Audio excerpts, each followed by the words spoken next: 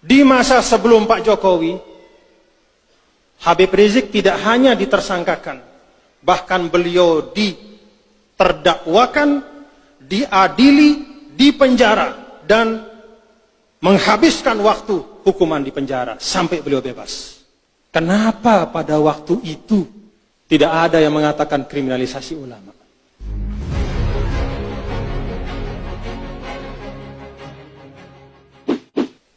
Terakhir, yang keempat, ada hal-hal yang terus-menerus sampai sekarang didengungkan. Salah satu di antaranya adalah bahwa umat Islam pada masa Bapak Presiden Jokowi ini ditekan, lalu diberikanlah contoh kriminalisasi ulama. Lebih spesifik lagi, contoh kriminalisasi ulama adalah apa yang menimpa Al-Habib Muhammad Rizik Syihab. Benar enggak? Tetu atau ndek ini? Mari kita uji. Pertama, secara umum, ada ungkapan bahwa umat Islam di Indonesia ini dipersulit. Ada kriminalisasi. Bahkan direkam, yang ngomong itu direkam. Tidak usah sampaikan namanya, direkam. Ustadz, wah, kriminalisasi ulama di Indonesia, kita ini umat Islam digencet, kita ini ditekan. Yang ngomong itu adalah orang yang punya ratusan majelis taklim. Yang ngomong itu hari-hari sering muncul di TV. Kalau memang ulama atau umat itu ditekan, tidak mungkin dia akan bisa keliling dari satu tempat ke tempat lain. Tidak mungkin dia akan bebas menyuarakan, masuk TV kemana-mana. Itu sama dengan orang yang kena mangan pelalah. Dia makan pelalah sate, makan sampai bekas bumbu sate masih ada di mulutnya, lalu dia bilang, susah zaman Pak Jokowi ini kita tidak dapat makan.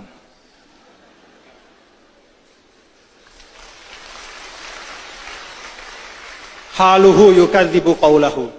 Dia sendiri bebas kemana-mana, muncul di TV, di media sosial, segala macam pengajiannya di mana-mana, diundang di mana-mana, pergi dari satu kota ke tempat lain. Sekarang dia menikmati itu, lalu dia teriak-teriak, kita digencet apanya Pak? Tidak ada negara mayoritas muslim di dunia ini yang berislamnya sebebas di Indonesia. Apakah misalnya di Turki, bapak-bapak, ibu-ibu bisa bayangkan ada tablik akbar di tengah jalan? Pergi ke Saudi, buat tablik akbar, majelis pengajian di masjid-masjid, bisa? Apakah di negara-negara lain, di Mesir, di Arab Saudi, di Turki, di negara-negara Islam yang maju, yang dianggap sebagai contoh-contoh, ada orang bisa naik menjadi khotib tanpa ada surat resmi izin dari pemerintah? Tidak bisa. Di Mesir kalau naik mimbar tanpa ada izin resmi dari Kementerian Auqaf, turun lagi. Tidak bisa. Di Indonesia saja, siapapun yang takmir masjidnya minta jadi khotib, naik dia khutbah. Kadang-kadang khutbahnya bukan membuat orang tenang, membuat orang resah dan gelisah. Itu bebasnya di Indonesia. Majelis-majelis taklim, ya Allah. Dulu pernah saya menemani tamu dari Mesir. Begitu lewat di Jakarta, ada besar pelang tentang pengajian dari seorang tokoh. Bertanya, ini siapa? Oh, pengajian, Syekh. Pengajian apa? Saya sampaikan, oh, pengajian begini. Tempatnya di mana? Ya, di masjid. Bagaimana caranya? Ya, dibuatkan terop, bahkan sampai jalan. Dia noleh kepada saya. Pengajian di tengah jalan? Noleh pada saya. Tidak mungkin terjadi di mana-mana. Polisi ikut mengamankan, lalu lintas dialihkan. Itulah bebasnya kita berislam di Indonesia.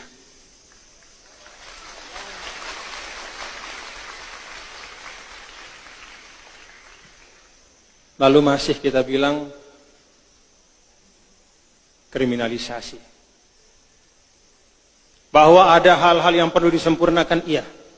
Bahwa ada hal-hal yang perlu diperbaiki, ya harus.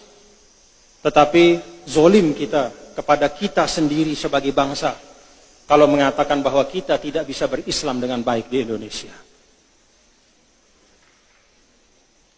Ada yang pernah menghalangi untuk kita melaksanakan syariat Islam? Sholat 5 waktu, pergi ke masjid. Tidak kurang masjid di Indonesia ini. Yang sering disampaikan oleh Pak Yusuf Kalla itu, Indonesia adalah negara yang paling banyak masjid dan musolanya. 800.000 masjid dan musola seluruh Indonesia. Tepuk tangan. Tepuk tangannya untuk masjid dan musolanya. Jamaahnya masih kurang. Jadi tidak kurang-kurang. Kalau di tempat-tempat yang lain, yang menjadi pemikiran bagaimana mencukupkan jumlah rumah ibadah, jumlah masjid. Kalau di Indonesia yang jadi pikiran bagaimana mengisi masjid. Tetua tonde? Tetua tonde? Mau berekonomi secara islami di Indonesia, oh undang-undangnya lengkap. Tidak kurang undang-undangnya. Yang kurang apa? Semangat umat Islam untuk menggunakan undang-undang itu. Bank-bank syariah itu sudah banyak. Termasuk terakhir Bank NTB Syariah. Kita konversi penuh menjadi bank syariah. Wadahnya sudah ada, lengkap. Mau munakahat, mau melaksanakan tuntunan-tuntunan bersuami istri, menikah, dan semua kaitannya secara islami, Indonesia lengkap undang-undangnya. Mau berwakaf secara Islam, Indonesia ada undang-undang wakafnya. Semua diatur. Itulah fasilitasi. Sehingga kalau sebagian ulama mengatakan negara Islam itu pertama adalah negara yang sebagian besar penduduknya adalah Muslim, Indonesia sudah masuk di situ.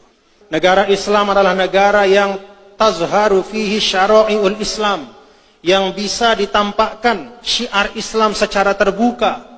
Dicontohkan oleh Imam Nawawi, sholat 5 waktu.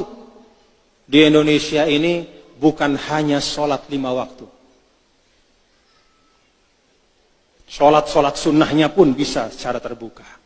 Banyak majelis-majelis tahajud bersama. Bahkan tidak seperti yang ada di Saudi, di Mesir, dan negara-negara yang lain, bahwa loudspeaker masjid itu hanya berbunyi ketika azan. Di Indonesia tidak sedikit loudspeaker yang sudah bunyi setengah jam sebelum azan. Walaupun di situ tidak ada orang ya. Nyala loudspeakernya. Ngaji panjang, habis itu panjang. Di mana mau lihat? Pergi ke Turki, coba dengar di situ. Ada enggak? Sebelum sholat itu ada ngaji 10 menit, setelah sholat ada ngaji? Enggak ada. Ada enggak majelis taklim yang menggunakan speaker masjid? Setelah misalnya zuhur kemudian pakai speaker pengajian, atau setelah maghrib di Turki, di Mesir, di Saudi, ada enggak?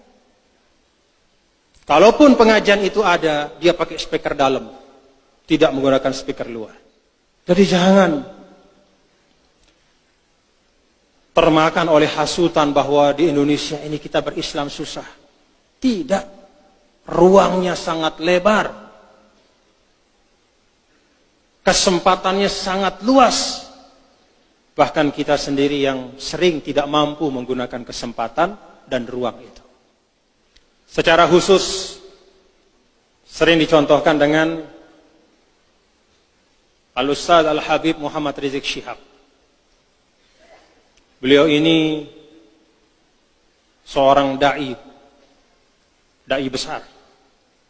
Saya ingat terakhir saya bersama beliau di Darul Habib, namanya pondok pesantren di Sukabumi, pada waktu acara, kalau tidak salah, Isra dan Mi'raj Nabi besar Muhammad sallallahu alaihi wasallam.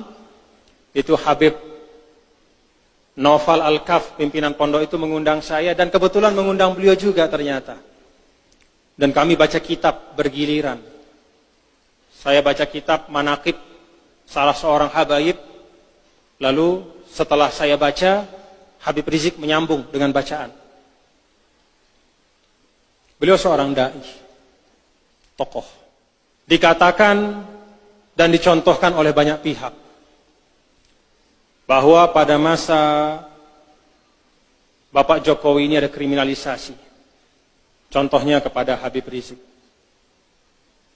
Apa yang sebenarnya sekarang terjadi? Benar bahwa Habib Rizik pernah ditersangkakan, tapi kemudian di SP3-kan. Ada proses hukum, lalu SP3. SP3 itu artinya tidak masuk pengadilan, apalagi masuk penjara. SP3 itu stop prosesnya. Di masa sebelum Pak Jokowi, Habib Rizik tidak hanya ditersangkakan, bahkan beliau diterdakwakan, diadili, dipenjara, dan menghabiskan waktu hukuman di penjara sampai beliau bebas. Kenapa pada waktu itu tidak ada yang mengatakan kriminalisasi ulama? Apakah masih tidur seperti Ashabul Kahfi dan baru sekarang bangun? Ini pertanyaan sederhana. Kemana Anda dulu ketika beliau di penjara? Kenapa Anda tidak mengatakan bahwa pemerintahan sebelum Pak Jokowi kriminalisasi ulama? Tidak ada yang ngomong begitu. Padahal yang dialami dan yang diderita oleh Habib Rizik Syihab itu jauh lebih berat dari sekarang.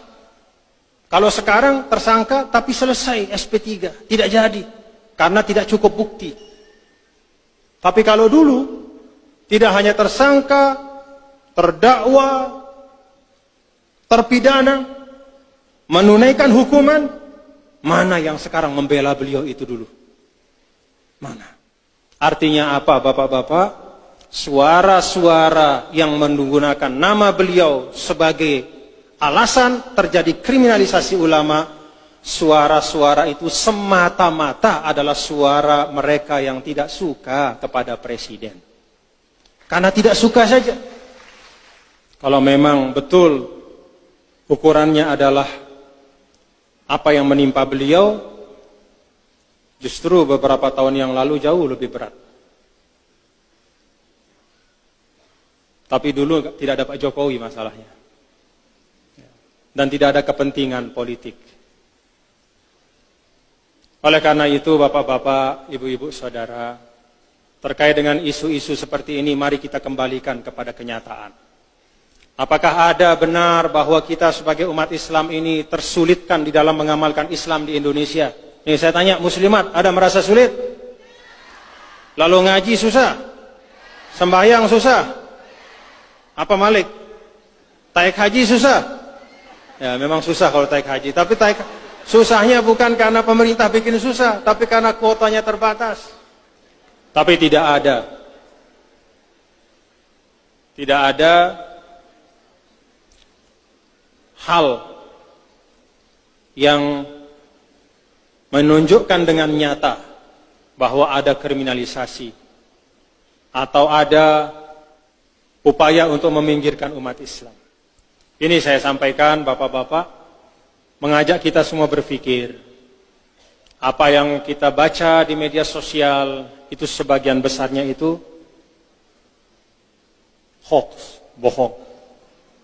Apalagi yang ajaib-ajaib. Ajaib-ajaib. Ada katanya tiba-tiba surat suara sudah tercoblos. Ternyata bohong. Satu persatu ketahuan bohong. Inna lillahi wa inna ilaihi raji'un. Sekali lagi Bapak-bapak, Ibu, Saudara, bagi kita ini adalah fastabiqul khairat. Kedua pasangan calon ini adalah putra-putra bangsa terbaik. Tapi kita semua warga Nahdlatul Wathon saya ajak untuk kompak semuanya. Kompak semuanya untuk bersama-sama kita mendukung pasangan Bapak Jokowi dan Bapak Kiai Ma'ruf Amin. Siap Bapak-Bapak Ibu? Siap Bapak-Bapak Ibu? Alhamdulillah.